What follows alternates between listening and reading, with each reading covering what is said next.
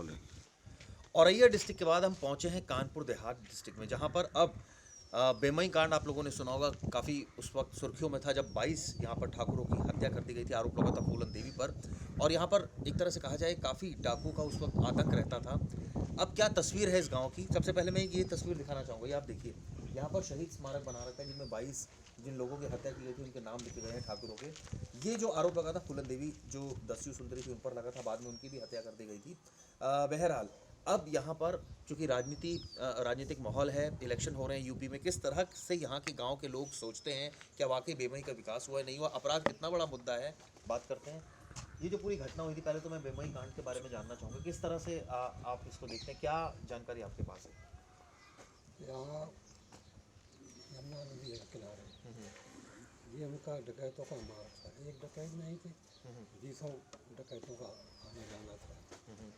हम लोगों की मजबूरी थी, ना यहाँ कोई पुलिस थी, ना अगर खाना नहीं देते तो पुलिस मारते भी लोग डकैत, पुलिस का करते तो मार देते। ये समस्याएं थी। उनका आपस में विद्रोह था डकैतों का, तो आपस में लड़ते रहते थे। यही बात हुई और का। तो उसको लेकर जो है यहाँ पर 22 ठाकुरों को मौत के घाट उतार दिया। हाँ, फूलन देवी गैंग बना के 6-7 गैंग मिल के आए ये लोग, काट के दिए और सब इकट्ठा करते रहे, सब मार दिए। इस आपके भी कुछ परिवार के लोगों के साथ ही हुआ? हाँ, हमारे परिवार का सब गाँव के परिवार के लोग हैं। आप बताइए, आपके कौन? हमारे पिताजी। अच्छा, क्या हुआ था? अब यहीं पे सर जी जो है वो बाहर से आए थे मार्केट से, उनको पकड़ लाए और उसी में शहीद हो गए। तो अब यहाँ अब चुनाव हो रहा है, तो यहाँ पर क्या वाकई अभी भी इस तरह की कोई दस्यु सुंदरी या दस्यु सम्राट का कोई आतंक है, डाकू का आतंक है, या अब सब कोई आतंक नहीं, पुरानी बातें हो गई? ये तो सब पुरानी बातें हो गई। बस यहाँ पे गांव में कोई ना तो विकास है। अभी बस जैसे यहाँ पे चलवाई तो एक दिन आती है, 2 दिन नहीं आती है। ये परेशानी, सवारियाँ आती हैं बैठी रहती हैं, और जो है गांव का कोई बच्चा जो है, जैसे इतना भारी कांड हो गया, 20-22 आदमी मर गए, उन लोगों को कोई सुविधा दी गई? किसी ने नहीं दी। बस आधा आदमी आता है, कहता है कि हम ये करेंगे वो करेंगे, करने वाला कोई नहीं सर।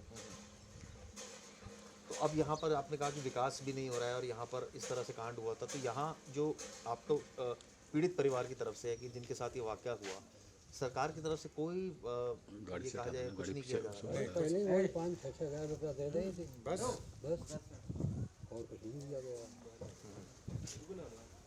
6-5 का होती 6-12 खेती यहाँ पर जो है वो खेती नॉर्मल खेती है। खेती है सर जी, सारी जानवर चल रहे हैं। कुछ लोगों ने अपने अपने पूरा कर रहे हैं। अभी गायें जितनी हैं इधर कर रही हैं, सब मौजूद साफ है, कोई पैदा नहीं हो कुछ। ऊपर हार में वहाँ है तो सब लोग रखाते हैं अपना अपना। यानी कभी तो दहशत होती थी यहाँ पर, और अब जो है ये तो नहीं है, दहशत तो नहीं है, दस्यु सुंदरी सम्राटों का आतंक तो नहीं है, लेकिन यहाँ पर जो वाकया हुआ था बेमई में, वो आप एक बार फिर यहाँ पर मैं दिखाना चाहूँगा तस्वीरें। ये देखिए, यहाँ शहीद स्मारक के नाम से बना रखा है।